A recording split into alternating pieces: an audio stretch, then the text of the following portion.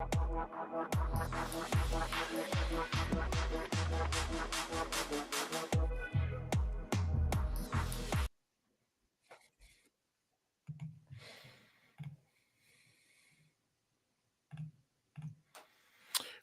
to episode 98 of the Inside Job Boards and Recruitment Marketplaces podcast. I am Stephen Rothberg with College Recruiter, where we believe that every student and recent graduate deserves a great career and that it should be easy and inexpensive for employers to hire them. I am joined today here by my regular co-host, Peter Zollman of the AIM Group. Peter, welcome. I didn't know you were going to talk about my health there. Actually, I'm not regular today. I'm battling a brutal cold. So if you hear me honking instead of speaking, that's the way it is.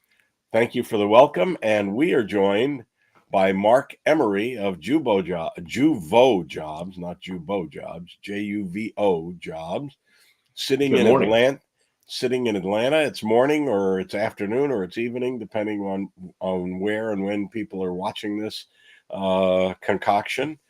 But thank you for joining us.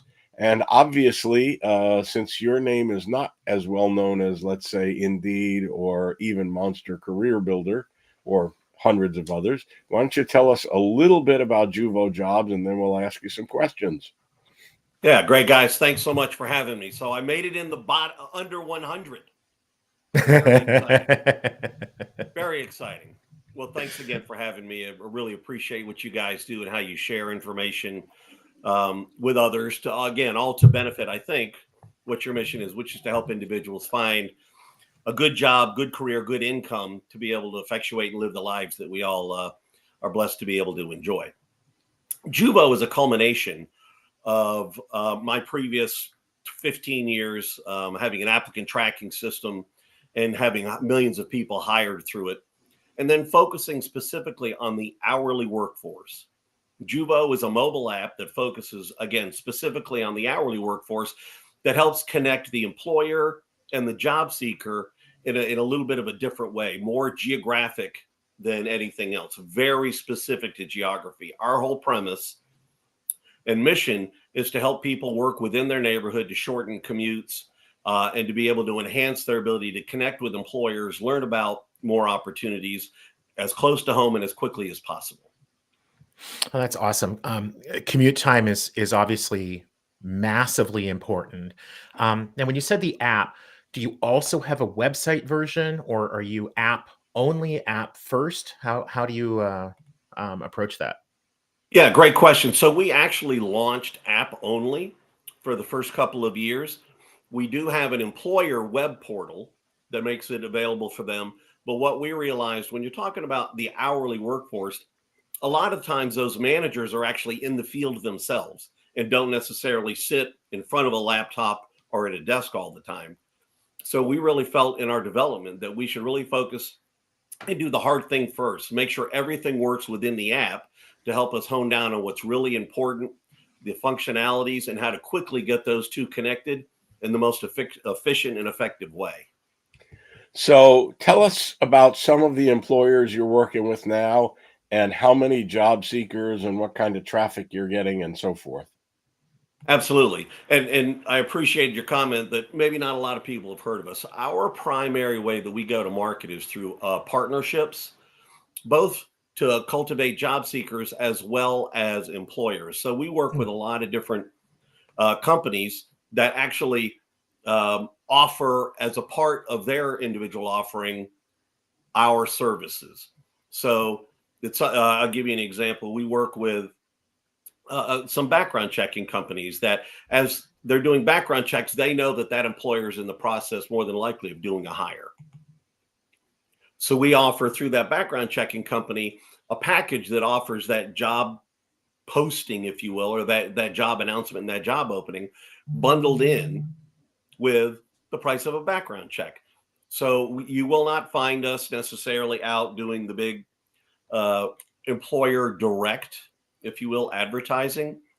But we have effectuated, and we have hundreds and thousands of employers on the network. If you go to the Juvo Jobs app, you'll be able to see a lot of the employers there, as well as job seekers. Through our partnerships, we have cultivated almost 12 million job seekers. We have not acquired a list of job seekers. We have not gone out to other sources and purchased, if you will, lists of job seekers. They are job seekers who have come to us through the partners that we have that have, excuse me. And again, I've got the Mark's Georgia, the pollen has battling pollen. Peter is battling a cold, and I'm battling both of you. Yes. Yes. So my apologies. Nonetheless, that's kind of us in a nutshell. Now you say local partnerships. Are you working with local media companies, TV, radio, newspapers, or a lot of that, other or no? companies? Yeah, other companies that offer HR services, whether it's skills assessments, through some chamber of commerce. We have a whole host of partnerships that will either build us into their offering, into their technology, or just offer us on a tangential level. Where are you regionally strong? You're based in Atlanta. Are you guys regionally strong in Atlanta or in the South or in Seattle for some reason? What are your strong regions? And also, is it U.S. only or other countries too? Currently U.S. only. We have been asked by some of our partners who have international relationships or international clients to look internationally, but no, we are currently U.S. And from a U.S. perspective, if you were to look at our seeker base, it looks very similar to the density of the U.S. population, because our partners are on a national level, and this is obviously is part of inevitably a two-sided marketplace from the employer and the job seeker side. It is very, very difficult from a partnership perspective to be able to lock down geographically. So when we really launched those partnerships and they came out, we immediately had a national footprint. Excuse my French. Interesting. The going back to the hyperlocal aspect of it. At College Recruiter, we started to partner with what they now call Google Cloud. It used to be Google Job Discovery, then Google Cloud Talent Solutions. But basically, it's like licensing their search software.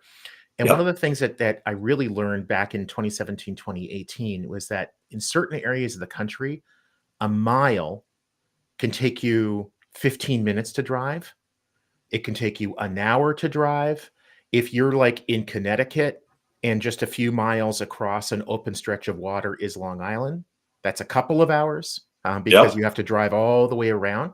How does Juvo Jobs handle that? When you're looking at hyperlocal, is it the time it takes people to commute? Is it the distance? How are you guys handling that? Yes. What our goal, and it's interesting, obviously, is you morph. It's a lot of people say, oh, jobs close to where you live. In the hourly workforce, and I believe and check me on this, but the average age of the hourly worker now, I think, is about 28. Okay. And what we found is they don't live anywhere, they stay places. They are a very transient age. If you remember, in our early lives, you moved around. So what was important is to focus on where are you now and where are you going to spend the majority of your time today.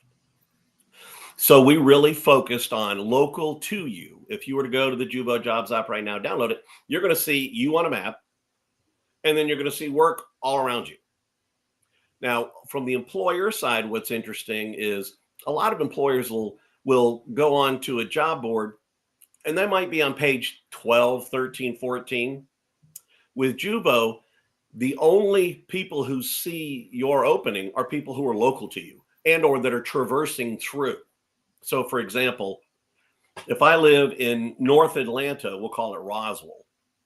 And to your point, Stephen, I drive 6 miles down to the perimeter to 285 to Perimeter Mall. That's easily a 45-minute to an hour and a half drive. Yeah. Okay. How many jobs do I pass, again, more specific to the hourly world, on those 6 miles or in that hour or 45 minutes that are one block off of the exit that I would never know about? Yeah.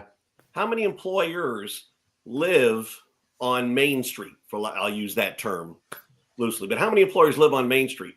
A lot of them are one block off, or a warehouse that is on a highway behind a whole bunch of trees that nobody sees. So we've really focused on geographic and how do we match them close to where they are on their commute here. My trajectory changes. Now I'm in school, so I want to find jobs close to campus so I can work between classes. So it's just a different approach. So is it based on the commute time, or it sounds like it's distance, like that they're presented with a map? Yes, currently it is. And maybe pins on a map or something? Yes. Primarily distance currently. Okay, so the candidate then knows, oh, if I'm there and there's a big river in between me and that job that's 300 You've been feet to away. Atlanta. Yeah. And living in Minneapolis, we have a lot of lakes and rivers, and it's the geographic boundaries that natural geographic boundaries that often kind of mess that kind of thing. Okay, so it's really it's sort of at first blush it's distance because it's a map, but the candidate is going to is probably going to understand, oh, that pin that's 300 feet from me is actually going to take me an hour to get there. The other one that's 400 feet away from me, I can be there in 3 minutes. Yeah, and keep in mind, we don't expect, from the app perspective, our job seekers will download the app. Most of them will create a profile, but we don't require that. But they don't have to come back to the app. We will push notifications to them based off of what they said they're looking for. So we've also been so NBC did a thing on us. We were we were the Tinder for hourly work. We had another one where various analogies, but inevitably our goal is to make you, the hourly job seeker, aware of work opportunities around you. We don't expect you to come search the app. You tell us what you're looking for, pay rate, type of job, those kind of things. And then when you get close, we'll push that job to you. Interesting. Fair enough. Peter, I think we have time for one more question. Before we run out of time, I want to ask the basic questions. How long you've been around, bootstrapped or venture-backed or funding, and how many employees and that kind of thing. Certainly. We launched right before COVID. What a great idea. Brilliant timing. Yes. Focused here in Atlanta, and within about 3 months, we had about 8,000 job seekers in the Atlanta area. Obviously, once COVID happened, we kind of decided to focus on how were we going to get to market and scale. So coming out of COVID is when we actually started really digging in on the partnerships. And that has quickly taken us over 15 months to a very robust national presence. I would say that we are definitely an early stage. We are funded by myself, my wife, and some angel investors. And what was your other question?